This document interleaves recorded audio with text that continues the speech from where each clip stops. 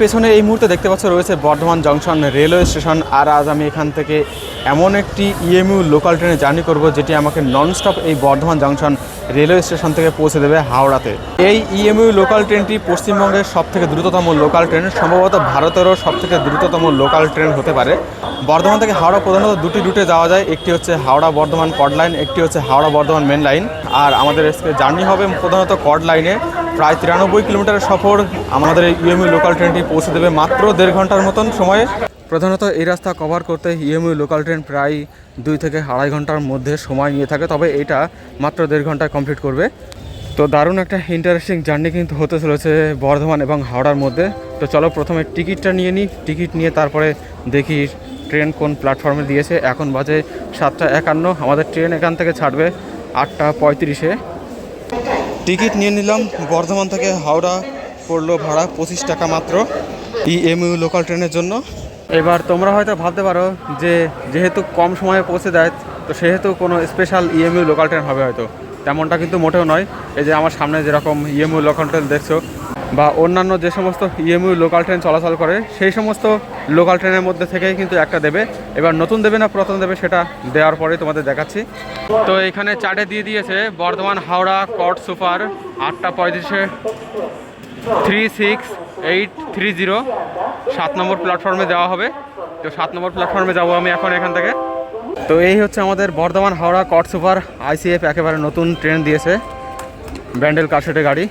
যেহেতু বর্ধমান থেকে ছাড়বে একেবারে হাওড়ায় গিয়ে দাঁড়াবে, তো তোমরা দেখতেই পাচ্ছ এখানে ট্রেনের সিটগুলোতে যেমন লোক বসেছে সেরকমভাবে যে মেঝেতেও কিন্তু লোকজন বসে আছে, কারণ ট্রেন তো আর মাঝে কোথাও দাঁড়াবে না, একেবারে ননস্টপ চলে যাবে হাওড়াতে। মূলত বর্ধমান থেকে যে সমস্ত অফিস যাত্রীরা হাওড়ার উদ্দেশ্যে যাত্রা করে থাকে তারাই মূলত এই ট্রেনটিকে বেশি ইউজ করে, প্রেফার করে। আর মোটামুটি টোটাল ট্রেনটাই একেবারে সিট বুকিং হয়ে যায়। এই দেখো ভ্যান্ডার কোচ সে সমস্ত জায়গাতেও সেই একই অবস্থা, মানুষজন কিন্তু এইভাবেই বসে বসে যায় একেবারে মেঝেতে, দেখতেই পাচ্ছ। তো আমি একেবারে সামনের দিকে একটু যাওয়ার চেষ্টা করব, কারণ পেছনের দিকে সবসময় ভিড়টা বেশি থাকে। জানি না এখন এইটাতে সমস্ত জায়গাতেই একই রকম থাকবে কি না, তবুও সামনের দিকে যাওয়ার চেষ্টা করব, কারণ প্রত্যেকটা স্থানে কিন্তু মেঝেতে এখানে এই ট্রেনে লোক বসে আছে। তো চলো বর্ধমান হাওড়া কট সুপার আর কিছুক্ষণের মধ্যেই ছেড়ে দেবে, একেবারে সরাসরি এই ট্রেনে চলে যাব বর্ধমান থেকে হাওড়ায়।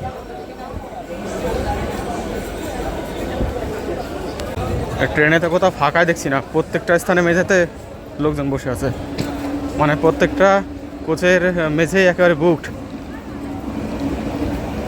প্রত্যেকেই জানে যে কেউ উঠবে না, এই জন্যই বোধহয় এই সিস্টেম ওরা করেছে। এর কথা জানেন না যে আজকে আমি ভিডিও বানাতে আসছি। যাই হোক, এই দেখো দারুণ ট্রেন। ট্রেনের একেবারে সম্মুখভাগে চলে এসেছি, আর এখানেও সেই একই সেম অবস্থা, কোথাও জায়গা ফাঁকা নেই, সমস্ত জায়গাতে লোক বসে আছে এইভাবে।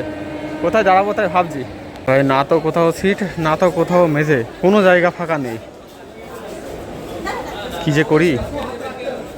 প্রত্যেকটা মানুষ আসছে, এরা প্রত্যেকেই উঠবে, আর ডেলি প্যাসেঞ্জার এরা, মানে এরা এদের জায়গা একদম বুক করাই আছে একরকম বলতে গেলে।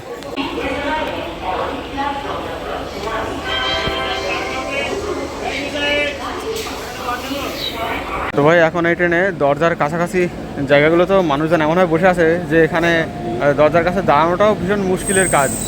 তো দেখবো চেষ্টা করে কতদূর কি হয়, ভিউজ কি দেখাতে পারবো কি জানি না, আমি নিজের এক্সপিরিয়েন্সটাই তোমাদের সাথে শেয়ার করব।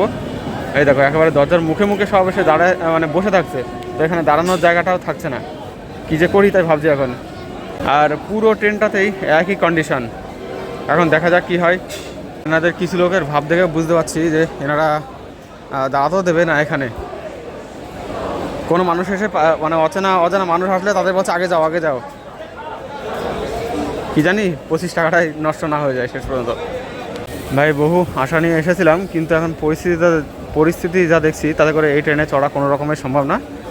তার কারণ আর নতুন করে বলা লাগবে না, যারা এই ট্রেনে নিত্য যাতায়াত করে তারাই শুধুমাত্র মানে যাতায়াত করবে এমন সিস্টেম এরা বানিয়ে রেখেছে। তো এখানে যাতায়াত করা অসম্ভব ব্যাপার। ভেতরের দিকেও গাদাগাদি ভিড় আছে, ভেতরেও যে ফাঁকা আছে তেমনটা নয়। তো আমার 25 টাকায় নষ্ট হলো সেটা তো বুঝতে পারছি। যাই হোক, কিছু আর করার নেই, এখন এখান থেকে ফিরে যেতে হবে, কারণ সম্ভব না এভাবে। এরা সেই দরজার করলে একটুখানি জায়গাও পা রাখার মতো জায়গা রাখছে না। যদিও থাকছে পা রাখার মতো জায়গা, সেই জায়গাটুকু এরা পুরো একদম ব্লক করে রাখছে যাতে কেউ দাঁড়াতে না পারে সেখানে। এই দেখো, দেখতেই পাচ্ছ, সেগুলো এমনভাবে ব্লক করে রাখছে যাতে কেউ উঠতে না পারে। এই যে এই ছেলেটা নতুন এসেছে, উঠতে পারছে না ভেতরে।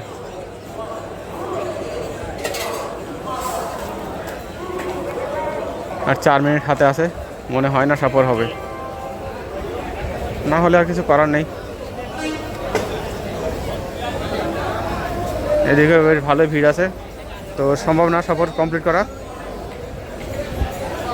তো মাত্রা অতিরিক্ত ভিড়ের জন্য এই ট্রেনের সফর আমার ক্যান্সেল করতে হলো।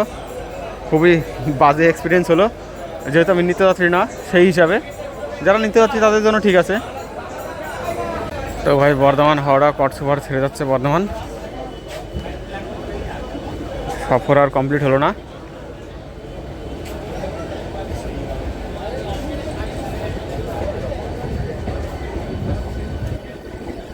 আমার জীবনে এরকম অভিজ্ঞতা প্রথমবার যে প্যাসেঞ্জারদের জন্য ট্রেনে চড়তে পারলাম না। মানে পুরো জায়গাটা পুরো বুক করে রেখেছে, কোথাও দাঁড়াতে দিচ্ছে না, গেটের কাছেও না। আর ভেতরে তো পুরো মানে পুরো ট্রেনটাই পুরো জামে ভর্তি, মানে পুরো প্যাসেঞ্জারে ভর্তি, ভেতরেও থাকা সম্ভব না। আর আমি একটু ভিডিও করবো বলে দরজার কাছে একটু দাঁড়াতে চেয়েছিলাম, দাঁড়াতেই দিল না। এই যে এখন ছেড়ে চলে যাচ্ছে ট্রেনটা 7 নম্বর প্ল্যাটফর্ম থেকে। চড়া আর কমপ্লিট আমার হলো না, মানে একদম বাজে এক্সপিরিয়েন্স একটা। যাক, কিছুই করার নেই, ভবঘুরেদের এইরকম এক্সপিরিয়েন্সের সম্মুখীন মাঝে মধ্যে হতেই হয়, আজও হলাম সেরকম। যাই হোক, এখন অন্য কোনো উপায়ে আর ট্রেনে ব্লক করবো না, অন্য কোনো উপায়ে এখন চলে যাবো বাড়ির দিকে। বর্ধমান হাওড়া কট সুপার লোকাল আমাকে বিদায় জানিয়ে চলে যাচ্ছে।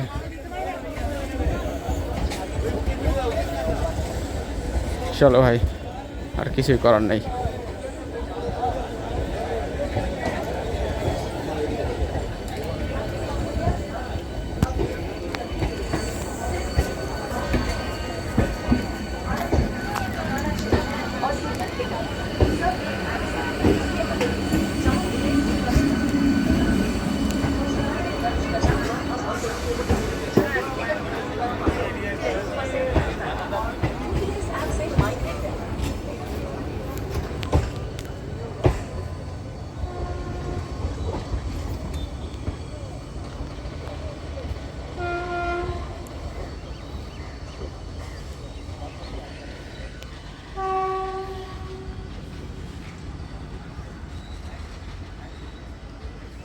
ট্রেন 7 নম্বর প্ল্যাটফর্ম ছেড়ে বেরিয়ে চলে গেল হাওড়ার উদ্দেশ্যে। ট্রেনে উঠতেই পারলাম না।